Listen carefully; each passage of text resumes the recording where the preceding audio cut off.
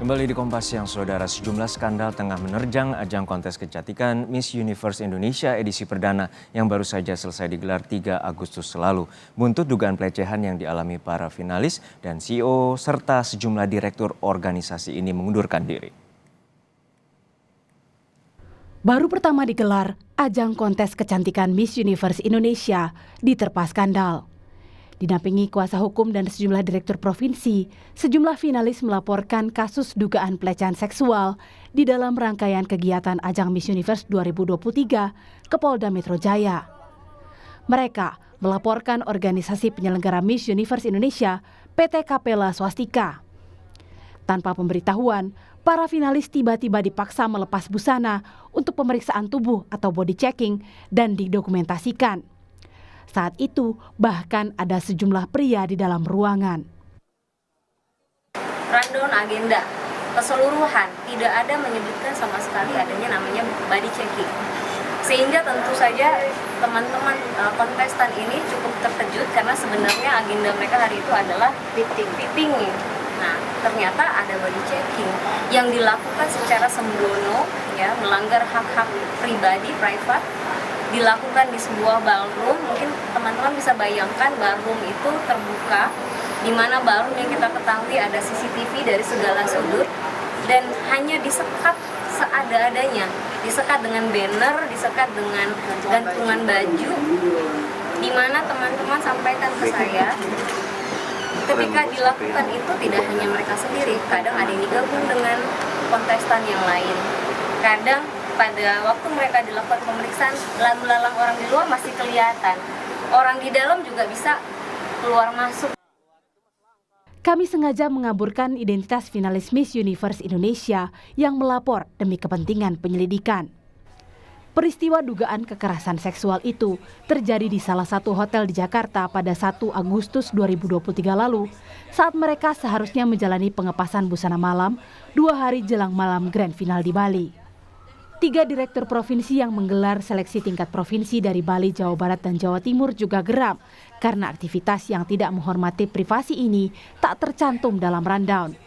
Karena takut memengaruhi penilaian, para finalis terpaksa mematuhi perintah yang tak lazim dan disertai kekerasan verbal itu. Saya hanya disuruh fitting untuk evening gown saja. Nah, saat saya masuk, tiba-tiba saya disuruh untuk membuka semua underwear saya kecuali underwear bagian bawah saya. Dan di sana saya langsung menutup bagian buah dada saya. Lalu saya dibentak dan dimarahi kalau saya tuh sangat tidak bangga dengan tubuh saya sendiri. Gimana kalau nanti saya dikirim ke kompetisi internasional yang pasti akan dilihat telanjang oleh semua banyak orang. Lalu saya di situ merasa agak tertekan, tapi saya juga tidak bisa berbuat apa-apa karena takut sebagai itu salah satu penilaian. Dan di situ hanya ditutup oleh sekat kayu saja, dan itu terbuka, banyak orang bisa lalu lalang, dan di situ juga ada pria juga. Jadi ada beberapa wanita dan beberapa pria juga, jadi benar-benar ramai dan saya sendiri. Sekitar 3 orang cowok dan juga kurang lebih 5 orang perempuan. Tapi yang bikin saya resah adalah bukan karena sebenarnya body checkingnya, tapi lebih ke karena rame-rame. Dan di situ waktu saya masuk itu masih ada finalis yang kondisinya sedang telanjang. Dan waktu saya melakukan body checking, ada 2 finalis lagi yang dipanggil untuk melakukan hal yang sama. Dan kita benar-benar cuma pakai celana dalam doang. Dan di situ kita disuruh melakukan beberapa pose seperti harus langkah, harus pose belakang, seperti itu. Dan di pengalaman saya sendiri itu bagian belakangnya seperti diintip gitu. Dan saya saat itu kayak sangat bingung dan sangat tidak nyaman.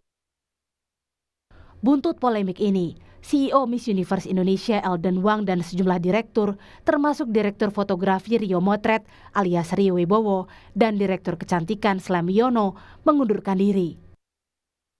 Miss Universe 2023 adalah gelaran perdana kontes kecantikan untuk memilih wakil Indonesia ke ajang Miss Universe setelah puluhan tahun lisensinya dipegang Yayasan Putri Indonesia. PT Capella Swastika Karya kini menjadi pemilik baru lisensi Miss Universe di Indonesia dan didirikan oleh penyanyi Poppy Capella.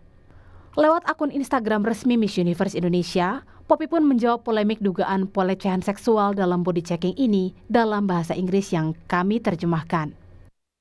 Saya ingin mengucapkan terima kasih yang tulus kepada semua orang yang telah meluangkan waktu sejenak untuk berbagi pandangan, perasaan, dan perspektif kami.